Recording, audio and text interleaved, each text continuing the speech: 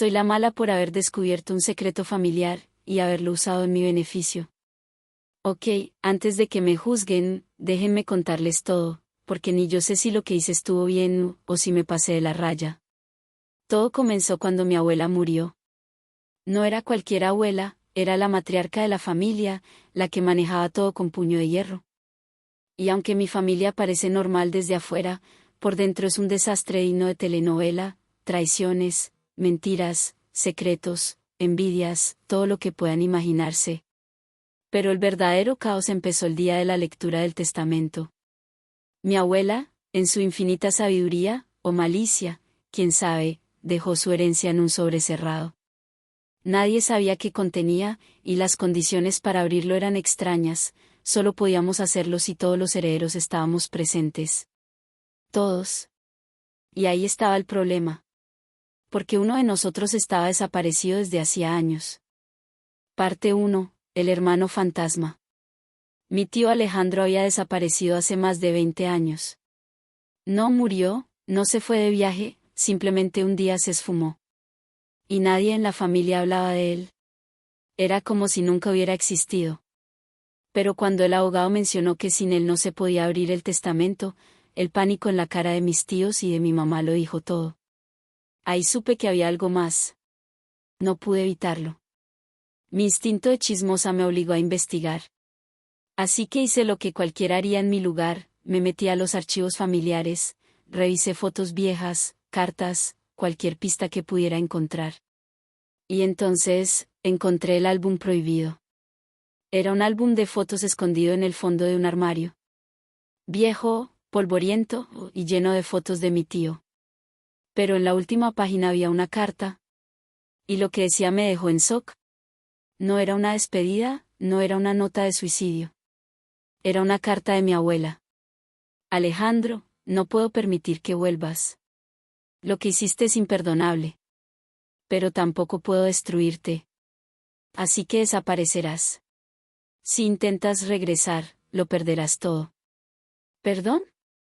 ¿Qué rayos había hecho mi tío? ¿Y por qué mi abuela lo desapareció de la familia? No tenía sentido. Hasta que encontré la otra carta. Una escrita por mi mamá. Mamá, lo que hicimos, ¿estás segura de que nadie más lo sabe? Alejandro jamás nos perdonaría si se entera la verdad. Mi corazón empezó a latir a 1000. Porque ahí supe que mi familia escondía algo muy grande. Y si había algo que aprender de mi abuela, era esto: el que tiene información, tiene poder. Parte 2. La llamada que lo cambió todo. No dormí esa noche. Mi cabeza iba a 1000 por hora. ¿Qué tanto podía valer este secreto? ¿Sería tan fuerte como para haber borrado a un miembro de la familia? Y entonces, se me ocurrió la locura. Si mi tío Alejandro era la clave para abrir el testamento, y nadie lo encontraba, ¿qué pasaría si yo lo encontraba primero? Así que hice lo que cualquiera haría, me fui directo a Internet. Redes sociales, registros públicos, hasta me metí en foros de personas desaparecidas. Nada. Hasta que probé con algo más loco, rastreo genealógico. Sí, ya saben, esas pruebas de ADN donde te dicen de dónde vienes y bla, bla, bla. Y ahí, en una esquina de la pantalla, apareció un match. Un pariente directo. Y no era nadie de la familia. Era su hijo. Mi tío Alejandro tenía un hijo. Y estaba vivo. Así que lo contacté de inmediato. No iba a soltarle todo el chisme desde el inicio, pero le escribí diciendo que estaba investigando a mi familia y que su nombre había aparecido. Y cuando me respondió, todo se salió de control. Tú eres de los Valencia, ¿verdad? No tienes idea de lo que hicieron. Ahí supe que me había metido en algo muy grande. Le pregunté qué quería decir, y después de un rato, me mandó un mensaje que hizo que se me cayera el teléfono de la mano. Mi papá no desapareció. Me lo quitaron. Parte 3. Un secreto enterrado. Mi cabeza iba a 1000. Mi tío Alejandro no desapareció, se lo quitaron. Esas palabras se quedaron pegadas en mi mente como un eco interminable. ¿Cómo que se lo quitaron? ¿Quién? ¿Por qué? No sabía si debía insistir o dejarlo por la paz, pero ya estaba demasiado metida en esto. Así que, con el corazón latiendo a mil, le respondí. ¿Cómo que se lo quitaron? ¿Quién? Pasaron unos minutos antes de que me llegara la respuesta. Si realmente eres de su familia, entonces dime tú, ¿qué hicieron con él? Ahí supe que no sería tan fácil sacarle la verdad. No quería asustarlo, así que decidí tomar otro enfoque.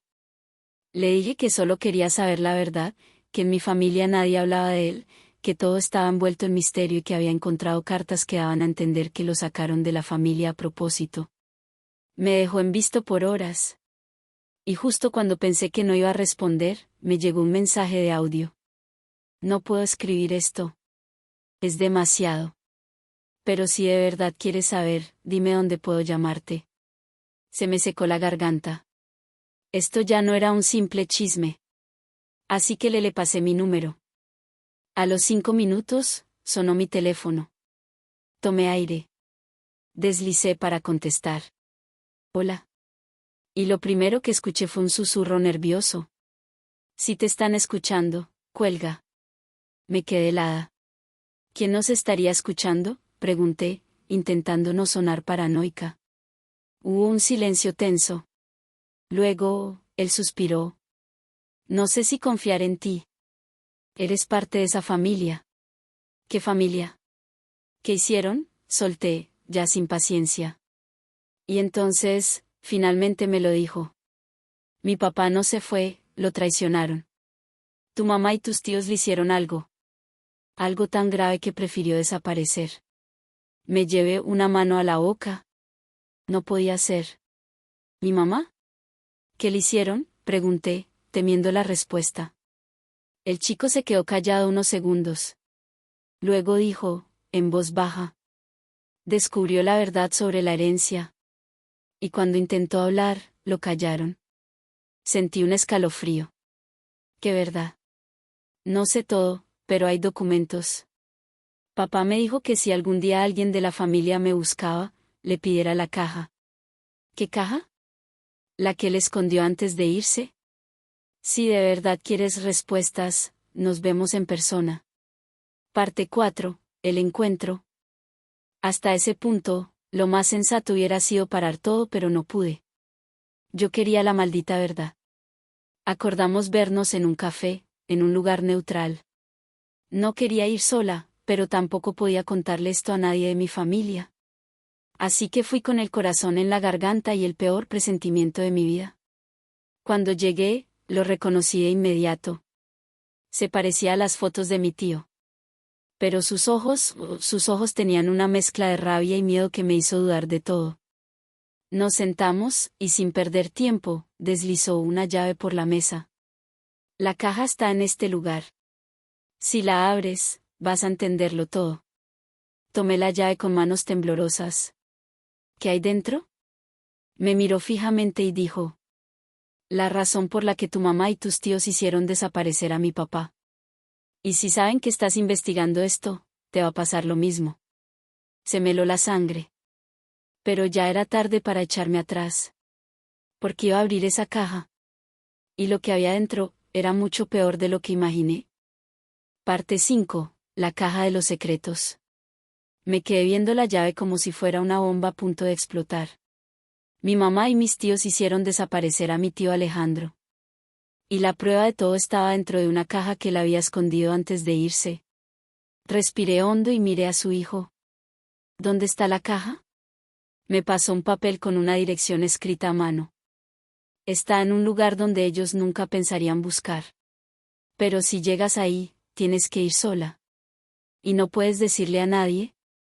Asentí, con el corazón latiéndome en la garganta. Él se levantó y me miró una última vez antes de irse. Si descubres la verdad, no intentes enfrentarlo sola.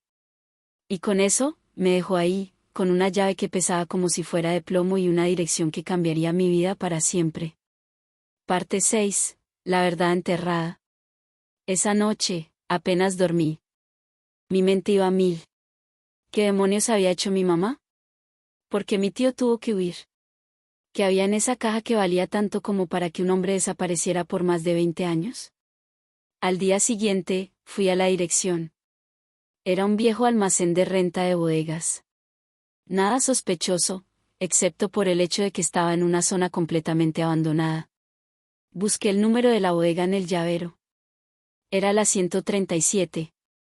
Caminé hasta la puerta y me temblaban las manos cuando metí la llave. Giré. La puerta se abrió con un chirrido. Y lo que vi adentro me dejó helada. Parte 7. El expediente maldito. Había una caja de madera en el centro del lugar. No sabía qué esperaba encontrar. Dinero. Fotos. Un cadáver, tal vez. Pero cuando la abrí, me di cuenta de que la verdad era mucho peor.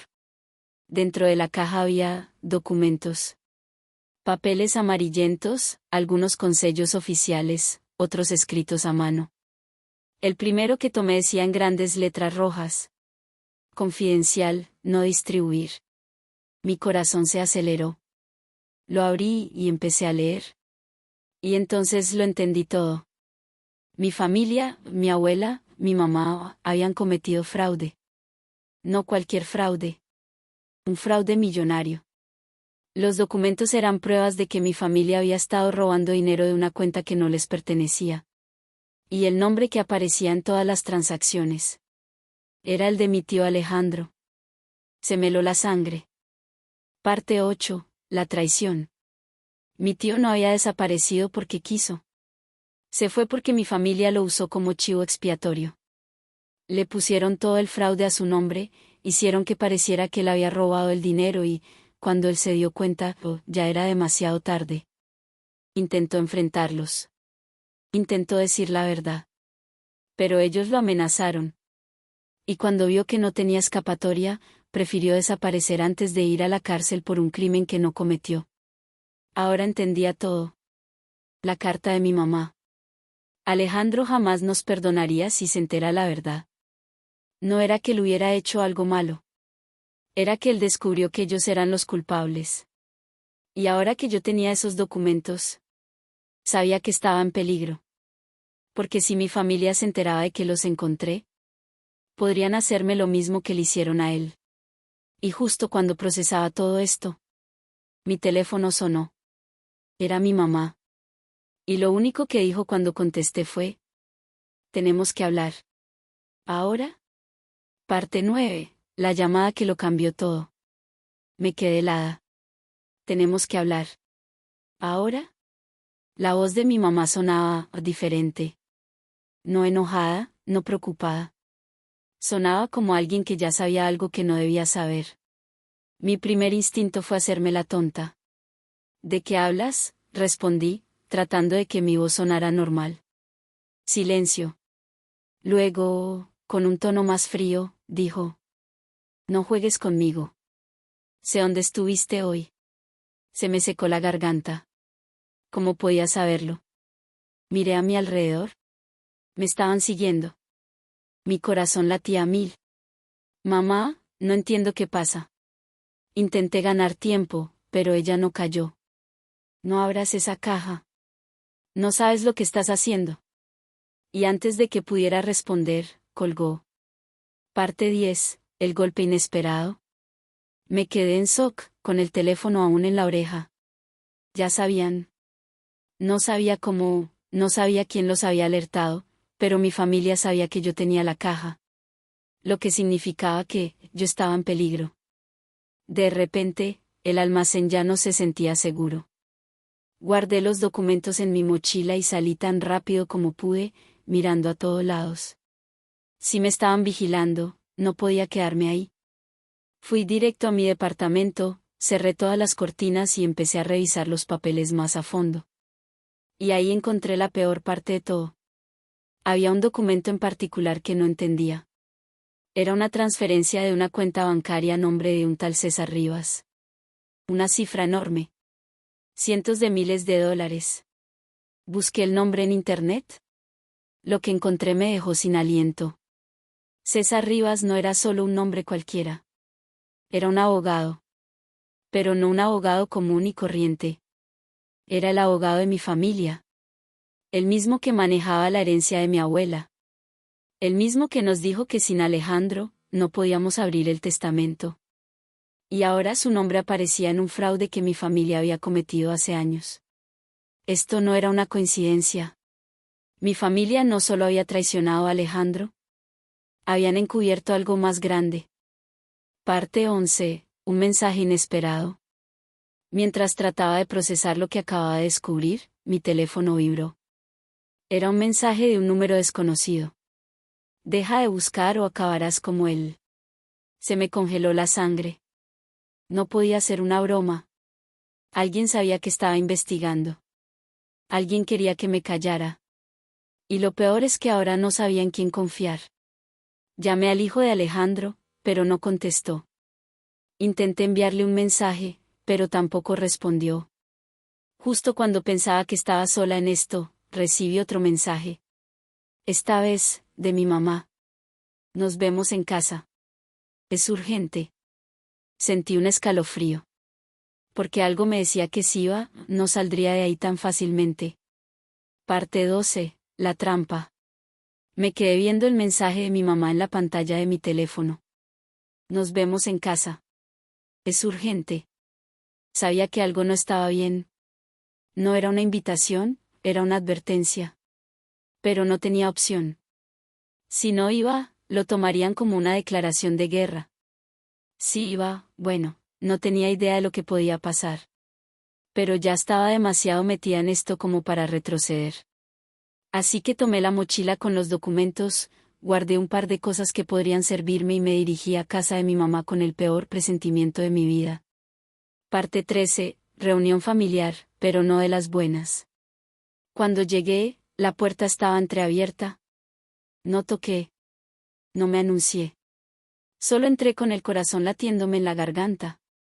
Y ahí estaban. Mi mamá. Mis dos tíos. Y, para mi sorpresa, César Rivas. El maldito abogado. Había algo en el ambiente que me hizo sentir como si acabara de meterme en la boca del lobo. Mi mamá me miró con los brazos cruzados. Cierra la puerta. Lo hice, pero mi mano temblaba. ¿Qué está pasando?, pregunté, tratando de sonar firme. Mi tío Víctor fue el primero en hablar. Nos preguntábamos cuánto tiempo te tomaría llegar a esto. Eso me sacó de onda. ¿A qué te refieres?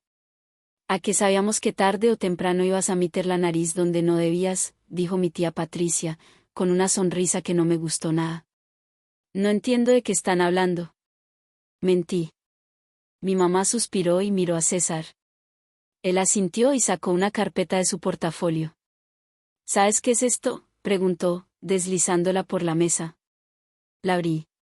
Mi sangre se congeló. Era un contrato. A mi nombre. Un acuerdo de confidencialidad, dijo mi mamá, con voz neutra.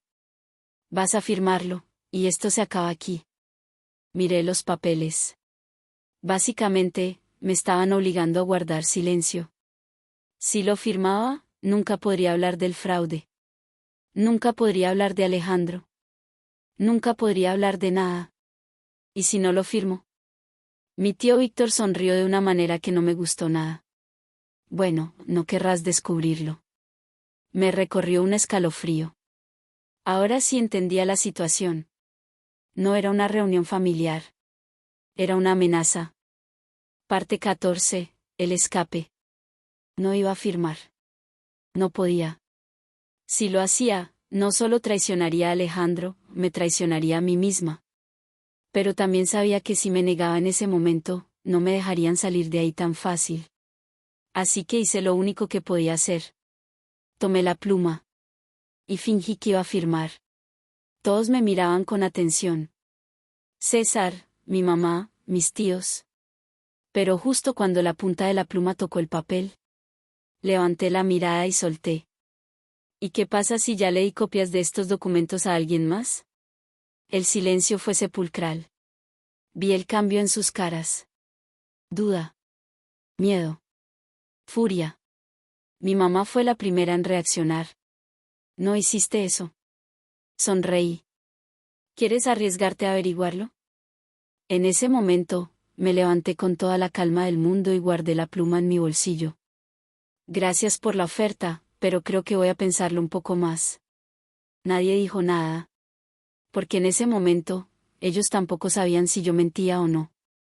Salí de ahí lo más tranquila que pude. Pero en cuanto crucé la puerta, corrí como si mi vida dependiera de ello. Porque en el fondo, sí dependía de ello. Parte 15. Juego de poder. No podía ir a mi casa. No podía confiar en nadie. Pero sí podía hacer algo. Ganarles en su propio juego. Fui directo a un abogado que no era César Rivas. Le mostré los documentos. Le conté todo. Y su respuesta me dejó helada.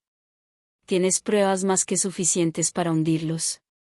Pero también me advirtió algo. Si decides seguir con esto, van a hacer todo lo posible por callarte. Me quedé en silencio. Sabía que tenía razón. Pero ya no había marcha atrás. Saqué mi teléfono y marqué un número que nunca pensé que marcaría. Cuando contestó, mi voz apenas fue un susurro. Alejandro, soy yo. Sé la verdad. Y necesito tu ayuda. Silencio. Y luego, una risa baja. Sabía que tarde o temprano te darías cuenta. ¿Quieren saber qué pasa cuando Alejandro regresa? Créeme, aquí es donde todo explota. Suscríbete a mi canal y activa la campanita para recibir más notificaciones. Hasta la próxima.